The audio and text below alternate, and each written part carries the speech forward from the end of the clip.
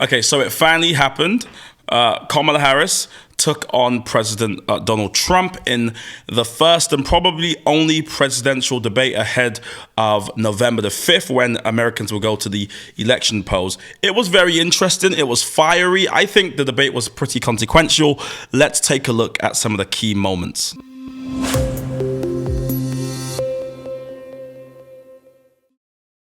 Just to save you time, I'll just get straight to the point. She cooked him. Now, I stayed up all night to watch this, right? In the UK, it was 2 a.m. I was up all night with my laptop watching. And I expected to see, a debate on policy, because both camps have been saying for a while, it's got to be about policy. The American people want to know about policy. But of course, that's not what happened. What happened instead was Kamala Harris was able to stick to policy, but she did this masterful thing, which we'll talk about, which is she kept on sort of showing Trump various holes, and he would run straight into them and burrow down and get lost and start rambling. And whilst he was doing that, she was able then to appear presidential, to really make her case to the American people.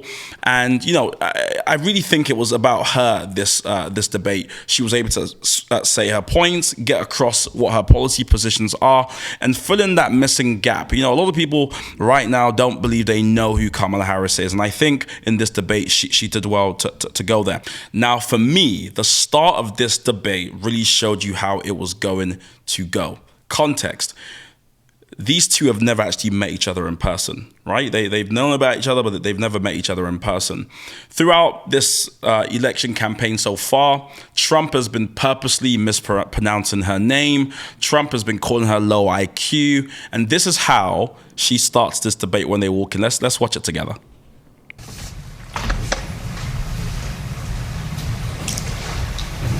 Kamala Harris. Let's have a good debate. Nice to see you. Have fun. Thank you. Now, this might seem like a very small thing, but it's not small at all. What's she doing here? Well, in these sort of debates, you've only got 90 minutes. The optics matter. What she did by seeking him out, if you watch it, Donald Trump was almost trying to avoid her going straight to the podium. She walked straight to him. She didn't sort of cower and sort of look down. She walked straight to him. She looked him in the eye. She basically forced him to shake her hand. She said, listen, my name is Kamala Harris. She pronounced it right. And she said, let's have a good debate. And for me, that is really telling, right? Because already she's appearing presidential, she's appearing powerful, she's standing up to him, she's not cowering and looking down. And this was basically a statement of intent, because this is how the debate would later on go. Let's look at another moment, which I thought was really, really interesting. And it was when they were discussing immigration. Let's watch that together. Harris, thank you. President Trump, on that point, I want to get your response. Well, I would like to respond. Let me just ask, though, why did you try to kill that bill, and successfully so? That would have put thousands of additional agents and officers on the border. First, let me respond as to the rallies. She said people start leaving. People don't go to her rallies. There's no reason to go. And the people that do go, she's bussing them in and paying them to be there, and then showing them in a different light. So she can't talk about that. People don't leave my rallies. We have the biggest rallies, the most incredible rallies in the history of politics. That's because people want to take their country back. Our country is being lost. We're a failing nation. And it happened 3.5 years ago. And what's going on here, you're going to end up in World War III, just to go into another subject. What they have done to our country by allowing... We'll watch the rest of that, but that is the issue. You might have missed that little thing he said there, just to go into another subject. He just kept on going into new subject after new subject. Before this clip, Kamala Harris had basically said, I invite anyone to go to a Trump rally. People are leaving because it's boring. It's the same old thing.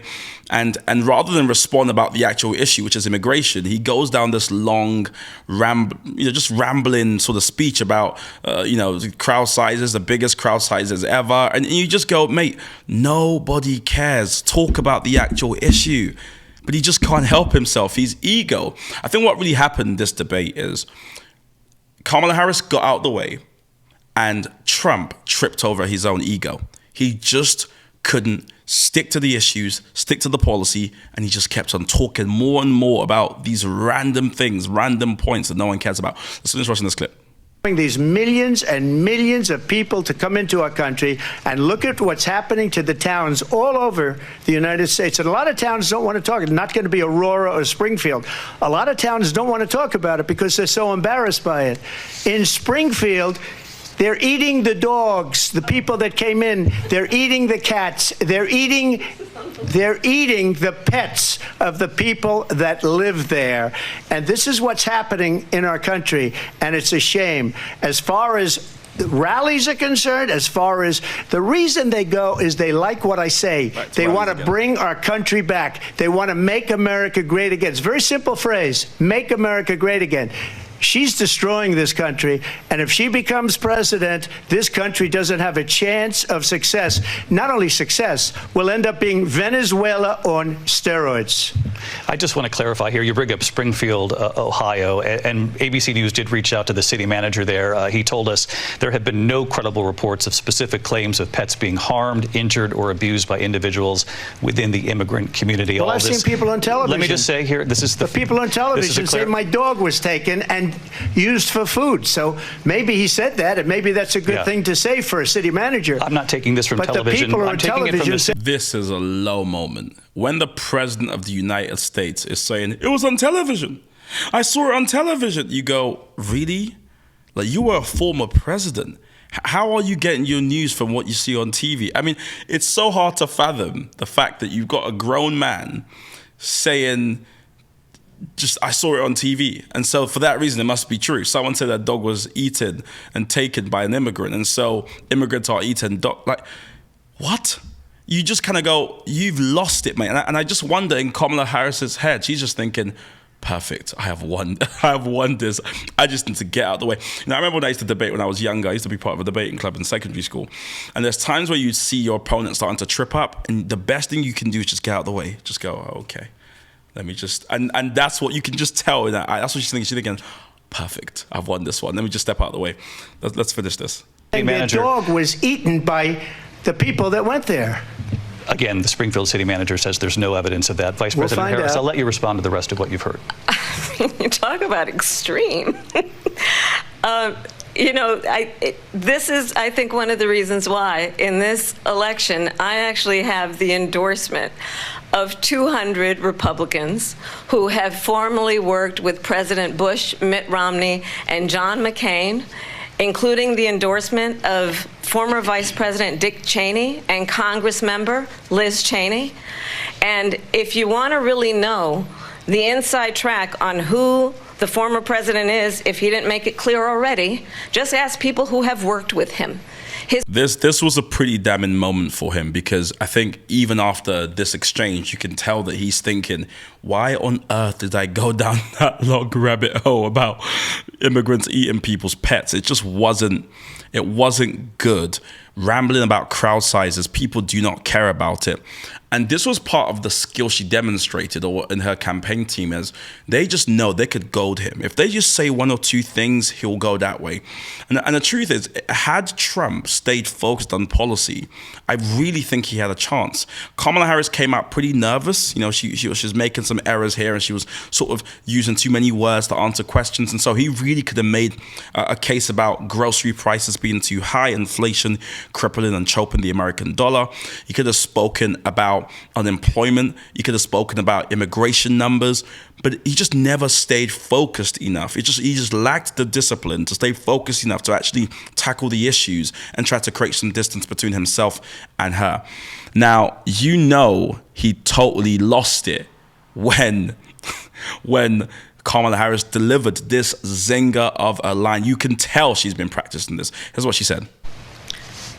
Donald Trump was fired by 81 million people. So let's be clear about that. And clearly he is having a very difficult time processing that. But we cannot afford to have a president of the United States who attempts, as he did in the past, to upend the will of the voters in a free and fair election.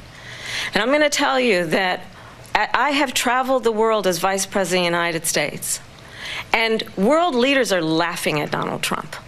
I have talked with military leaders, some of whom worked with you, and they say you're a disgrace. And when you then talk in this way in a presidential debate and deny what over and over again are court cases you have lost because you did, in fact, lose that election. It leads one to believe that perhaps we do not have in the candidate to my right the temperament or the ability to not be confused about fact. Yeah, I mean, this is devastating. At this stage, you just have to say, all right, guys, I'm done. Take care, everyone, and just go home, because this was it was the final blow. I mean, it was so well done. I mean, one, because Donald Trump is someone who's famous for saying you're fired, right? That's how we a lot of us got to know him through The Apprentice or The Celebrity Apprentice. And so him being told you were fired by 81 million, I mean, you see him chuckle because he's just like, that got under his skin, right? And so after that, he starts rambling again, going on and on about things that don't really matter. And I think this is a really important point. In fact, as someone who's not American, who watches these events from over the seas, this is, for me, the biggest issue with Donald Trump. It's not that he's said lots of crazy things and he's unsafe and he's dangerous, whatever. It's that when he loses, he doesn't commit to a peaceful transfer of power. That I remember January the 6th. I remember watching it in disbelief, like there's no way America, that's meant to be a beacon of democracy, this is happening, and the president the outgoing president at the time was saying nothing. He waited a whole 2 hours before he said anything. You kind of go, grow up. You lost. Say I lost and move on. I don't understand this idea that it only is good if I win. Like that for me is, I care deeply about democracy, right? I just find it wild that could be the case, that someone could not concede and somehow people just move past it. So when she said this, I was happy she said it, but two, I think it really got under his skin. Just that reminder that you lost, and all the cases that you put forward were thrown out because you didn't even have standing, right? Now, I have many more clips, right, with them going back and forth, but I think the most interesting point was when they were talking about the Affordable Care Act. They're talking about kind of healthcare, something that's a big issue in America, right? Because they don't have the NHS. It's healthcare is very, very difficult for people, especially if you have underlying conditions, etc.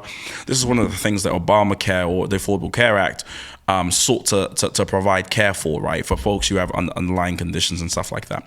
So let's see how that went, and then we'll wrap up. Access to health care should be a right and not just a privilege of those who can afford it. And the plan has to be to strengthen the Affordable Care Act, not get rid of it.